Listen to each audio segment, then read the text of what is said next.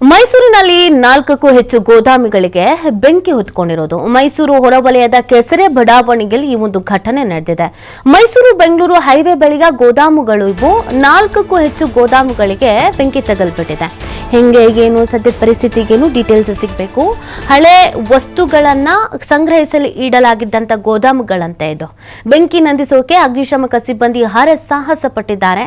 3 ಅಗ್ನಿಶಾಮಕ ವಾಹನಗಳಿಂದ ಕಾರ್ಯಾಚರಣೆಯನ್ನ ಮಾಡಲಾಗಿದೆ. ಇದು ಹೇಗಾಯ್ತು ಅವಘಡ ಅಂತ ನೋಡೋದಾದ್ರೆ, ಕುಡಿದ ಮತ್ತಿನಲ್ಲಿ ಕಿಡಿಗೇಡಿಗಳು ಬೆಂಕಿ ಹಚ್ಚಿರುವಂತಹ ಶಂಕೆಯನ್ನ ವ್ಯಕ್ತಪಡಿಸಲಾಗ್ತಾ ಇದೆ. ಎನ್ಆರ್ ಪೊಲೀಸ್ ಠಾಣಾ ವ್ಯಾಪ್ತಿಯಲ್ಲಿ ಈ ಒಂದು ಘಟನೆ ನಡೆದಿದೆ. 4ಕ್ಕೂ ಹೆಚ್ಚು ಗೋದಾಮುಗಳಿಗೆ ಬೆಂಕಿ ತಗಲಿರೋದು. ಹೇಗಾಯ್ತು ಈ ಘಟನೆ ಅಂತ ನೋಡೋದಾದ್ರೆ, ಕುಡಿದ ಮತ್ತಿನಲ್ಲಿ ಬೆಂಕಿ ಹಚ್ಚಿರಬಹುದು ಅಂತ ಹೇಳ್ತಾ ಇದ್ದಾರೆ. ಡೀಟೇಲ್ಸ್ ಸಿಗಬೇಕಾಗತ್ತೆ, ತನಿಖೆ ಆಗಬೇಕಾಗತ್ತೆ. ಈ ಗೋದಾಮಿನಲ್ಲಿ ಬೇರೆ ಯಾರಾದರೂ ಇದ್ರಾ ಅಥವಾ ಏನು ಎತ್ತ, ಸದ್ಯದ ಪರಿಸ್ಥಿತಿಗೇನು, ಎಷ್ಟು ಮಟ್ಟಿಗೆ ಲಾಸ್ ಆಗಿದೆ, ಯಾರಿಗೆ ಸೇರಿದ ಗೋದಾಮು, ಇದೆಲ್ಲದ್ರ ಬಗ್ಗೆ ಕೂಡ ಮಾಹಿತಿ ಸಿಗಬೇಕಾಗಿದೆ.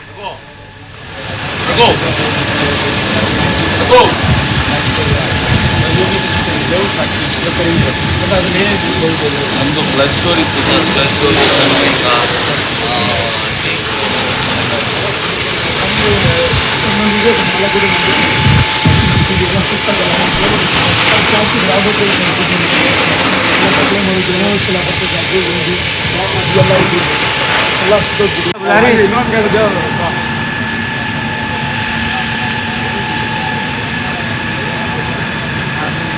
ಮಾಹಿತಿ ನೀಡ್ತಾರೆ ನಮ್ಮ ಪ್ರತಿನಿಧಿ ಪುನೀತ್. ಹೇಗಾಯ್ತು ಈ ಅವಘಡ, ಸದ್ಯದ ಪರಿಸ್ಥಿತಿ ಯಾವ ರೀತಿ ಆಗಿದೆ, ಬೆಂಕಿ ನಂದಿಸಿ ಆಗಿದೆಯಾ ಹೇಗೆ ಅಂತ?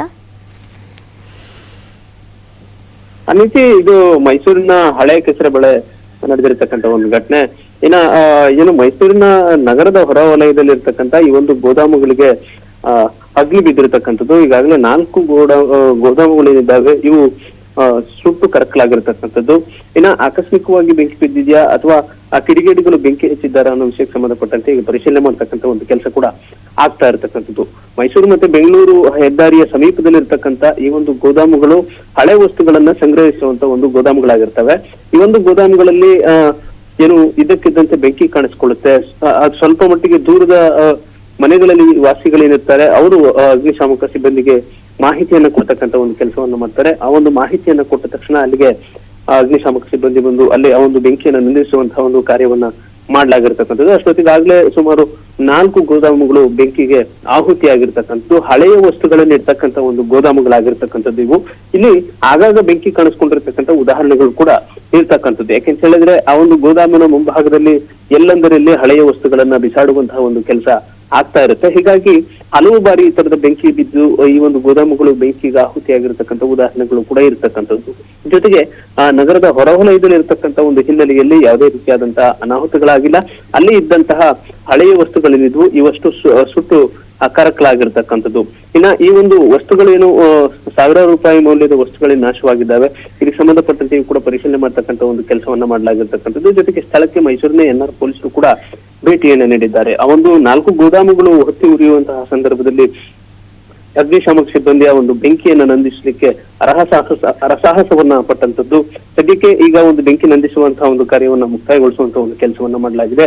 ಆ ಒಂದು ಹಳೆಯ ಕೆಸರೆಯ ಸುತ್ತಮುತ್ತಲ ಪ್ರದೇಶ ಏನಿದೆ, ಈ ಒಂದು ಪ್ರದೇಶ ಖಾಲಿ ನಿವೇಶನಗಳಿರ್ತಕ್ಕಂಥ ಒಂದು ಪ್ರದೇಶ ಆಗಿರ್ತಕ್ಕಂಥದ್ದು. ಜೊತೆಗೆ ಹಳೆಯ ವಸ್ತುಗಳನ್ನ ಸಂಗ್ರಹಿಸುವಂತ ಒಂದು ಗೋದಾಮ ಆಗಿರ್ತಕ್ಕಂಥ ಒಂದು ಹಿನ್ನೆಲೆಯಲ್ಲಿ ಅಲ್ಲಿ ಯಾವುದೇ ರೀತಿಯಾದಂತಹ ಅನಾಹುತಗಳಾಗಿಲ್ಲ. ಜೊತೆಗೆ ಅಲ್ಲಿ ಯಾರು ಕೂಡ ವಾಸ ಮಾಡ್ತಕ್ಕಂಥ ಕೆಲಸಗಳು ಕೂಡ ಇಲ್ಲ. ಆದ್ರೆ ಆ ಒಂದು ಹಳೆಯ ವಸ್ತುಗಳನ್ನ ಅಲ್ಲಿ ಬಿಸಾಡುವಂತಹ ಒಂದು ಕೆಲಸ ಇರ್ಬೋದು. ಅಂದ್ರೆ ಆ ಗೋದಾಮುಗಳ ಮುಂಭಾಗದಲ್ಲಿ, ಜೊತೆಗೆ ಗೋದಾಮಿನ ಒಳಭಾಗದಲ್ಲಿ ಹಳೆಯ ವಸ್ತುಗಳನ್ನ ಸಂಗ್ರಹಿಸುವಂತ ಒಂದು ಕೆಲಸ ಏನಾಗಿತ್ತು, ಅಲ್ಲಿಗೆ ಬೆಂಕಿ ಆಕಸ್ಮಿಕವಾಗಿ ತಗಲಿದೆಯಾ ಅಥವಾ ಕಿಡಿಗೇಡಿಗಳು ಕುಡಿದ ಮತ್ತಿನಲ್ಲಿ ಆ ಬೆಂಕಿಯನ್ನು ಹಚ್ಚಿರ್ತಕ್ಕಂಥ ಕೆಲಸ ಆಗಿದೆಯಾ, ಇದಕ್ಕೆ ಸಂಬಂಧಪಟ್ಟಂತೆ ಕೂಡ ಈಗ ಪೊಲೀಸರು ಪರಿಶೀಲನೆಯನ್ನ ಮಾಡತಕ್ಕಂಥ ಒಂದು ಕೆಲಸವನ್ನ ಮಾಡಲಾಗಿರ್ತಕ್ಕಂಥದ್ದು. ಅದೃಷ್ಟವಶಾತ್ ಈ ಒಂದು 4 ಗೋದಾಮುಗಳು ಏನು ಸುಟ್ಟು ಕರಕಲಾಗಿದ್ದಾವೆ. ಯಾವುದೇ ರೀತಿಯಾದಂತಹ ಸಾವು ನೋವುಗಳು ಅನಾಹುತ ಆಗದೆ ಇರತಕ್ಕಂಥದ್ದು ಮುಖ್ಯವಾದಂತಹ ಒಂದು ಅಂಶ ಆಗಿರತಕ್ಕಂಥದ್ದು.